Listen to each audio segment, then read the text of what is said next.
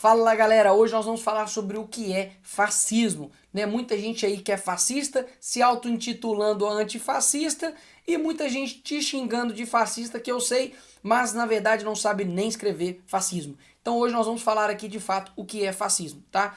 Então, muita gente só ouve falar sobre Mussolini e tudo mais, mas nós vamos voltar um pouco na história e falar sobre dois caras, tá? Enrico Corradini e Alfredo Rocco, né? A mão do italiano já vai automático.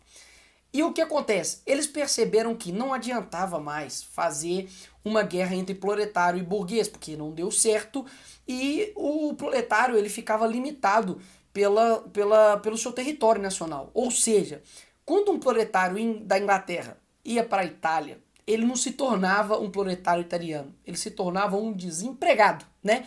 Ou seja, não dava para fazer essa guerra mais. Então eles precisavam fazer o quê? Uma guerra entre nações proletárias e nações burguesas. E foi isso que eles quiseram fazer. E aí, em 1935, Mussolini ele publica o livro, né, As Doutrinas do Fascismo. E aí aqui nós vamos discorrer, aqui que está o legal do vídeo. Nós vamos discorrer trechos desse vídeo, desse livro, e vocês vão ver se está mais ao espectro político da direita ou da esquerda, beleza? Aí fica a cargo de você, né? Aí é com você, beleza? Então vamos lá, a primeira frase que eu já leio aqui é: o fascismo é oposto ao liberalismo clássico, né? Já fica aí uma dica para você para que aspecto aspecto político tá, beleza? Outra coisa, portanto, o Estado não é apenas a autoridade que governa e confere forma legal e espiritual aos valores da vontade individual. O que está dizendo? Ele está dizendo o seguinte, que ele não é apenas, ou seja, ele é mais ainda do que isso, um Estado que governa e confere forma legal e espiritual aos valores da vontade humana. Ou seja, o Estado é tipo seu pai, entendeu? Ele comanda as suas vontades individuais e te dá uma forma legal e espiritual dos valores. E aí você pode parar e pensar, mas Nicolas, isso não deve existir. Então dá uma olhada aí nesse vídeo aqui do Brasil e me fala se isso não é fascismo. Essa percepção equivocada de que a criança pertence à família, que a família tem o poder, um poder absoluto sobre a criança. Quando se fala em educação sexual, por exemplo, quanto isso gerou de polêmica no mundo todo, dizendo que a educação fornecida pela família, ela sequer pode prevalecer sobre a educação em sala de aula. Isso vai ser definido em questões específicas. Então, nós temos que combinar aí pluralismo de ideias, liberdade de cátedra que vem na sequência de uma Constituição que procura expurgar de seu texto qualquer resquício de autoritarismo, de período ditatorial, de período de censura, né? E essa questão da família. Ou seja, o Estado ele quer ser dono do seu filho. O seu filho já não pertence mais a você. O seu filho pertence ao Estado, né? Se isso não é traço fascista, eu não sei o que mais é. Enfim, vamos continuar. Diz o seguinte, o Estado fascista é um padrão internamente aceito e uma regra de conduta. Uma disciplina integral para a pessoa, ele permeia a vontade e também o intelecto. Olha só que coisa, não? Se a gente não vê esses traços nas nossas universidades, né? Ele permeia o intelecto e é uma conduta. Quem nunca foi um estudante conservador e vai até a universidade e você se sente um completo peixe fora d'água, né? Porque se você não segue a conduta de todo mundo que está à sua volta, né? Que é um bando de esquerdista, se você não tem o mesmo intelecto que eles, você é simplesmente descartado. Então o Estado fascista, ele impregna, né? Uma regra de conduta, e isso é um exemplo muito clássico hoje nas nossas universidades, inclusive também nas nossas escolas, beleza? E aí dá uma olhada aí no que Mussolini fala. Será tão especial caso harmonizarmos o povo, caso o Estado continue sendo a base arbitrária nos conflitos sociais e políticos? Ou seja, você já não pode ter já soluções dos seus conflitos, chamando seu pai, chamando sua mãe, conversando com o seu pastor, conversando você mesmo com outra pessoa, né? Não. Ele fala, poxa, que especial. Caso a gente conseguir harmonizar o povo e o Estado continua sendo a base arbitrária, ou seja, ele decide do jeito que ele quiser, né? Ou seja, um Estado gigantesco. E aí você vai analisando e julgando, né? Se está mais à direita ou mais à esquerda.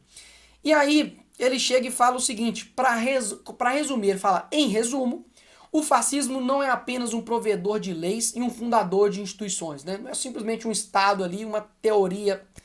Ele fala, mas um educador e um promotor da vida espiritual. Ele visa remodelar não apenas as formas de vida, mas também seu conteúdo, o homem, seu caráter e sua fé. Ponto. Para chegar a esse propósito, ele aplica disciplina e usa autoridade, entrando na alma e governando com incontestável domínio. Bum, né? Isso aí a gente vê o que é de fato o fascismo, né? Ele é uma modelagem, uma remodelagem do homem para transformar você em um escravo do Estado fascista. Isso daí a gente vê muito claramente com os antifas, né, que se dizem antifascistas, mas na verdade são os verdadeiros fascistas, porque eles mantêm o mesmo padrão subordinado, né, ao Estado, e o fascismo realmente consegue entrar na alma do indivíduo e dominá-lo por completo. Então, isso você vê, retorno aqui de maneira muito fática, porque eu estudei 5 anos na PUC e pude perceber isso. O fascismo realmente consegue modelar as pessoas. E aí você vai ver, Nicolas, como que é possível uma pessoa cristã, uma pessoa que tem valores e tudo mais, entra na faculdade e com 1 ano ela já tá lá levantando punho, ela já tá lá falando em feminismo, em matar criança no ventre. É por causa disso. Porque o fascismo não é um provedor de leis e só um fundador de instituições, mas um educador e um promotor da vida espiritual. Isso eu que estou falando? Não. Isso daí é o Mussolini, beleza? E para finalizar, a famosa frase de Mussolini, né?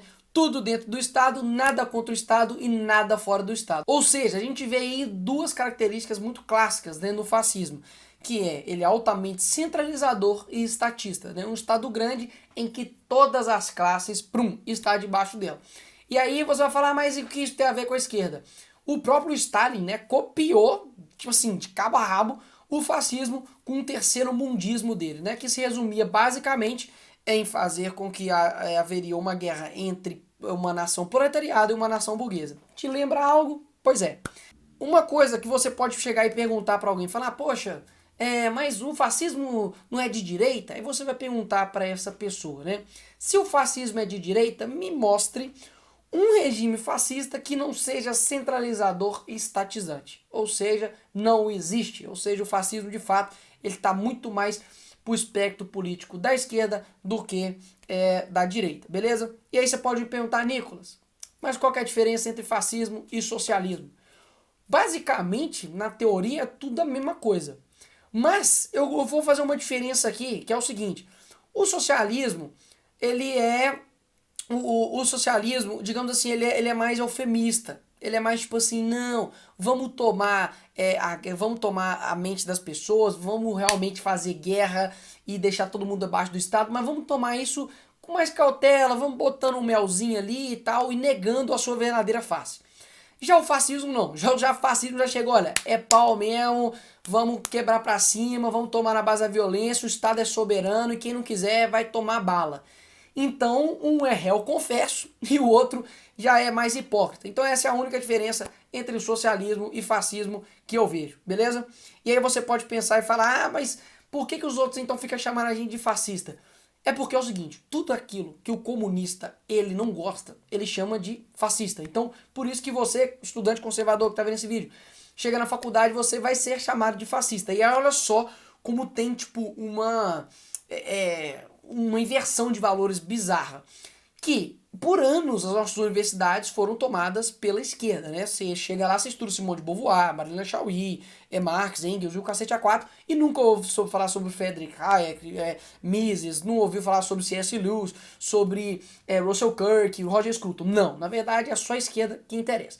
E aí, quando você vai e tipo, se volta pra cima deles, fala, não, professor, eu discordo, eles te chamam o quê? De fascista, de intolerante, e olha e fala assim, né? Meu Deus, olha só como eles estão nos censurando, né? A direita agora tá tentando calar a esquerda.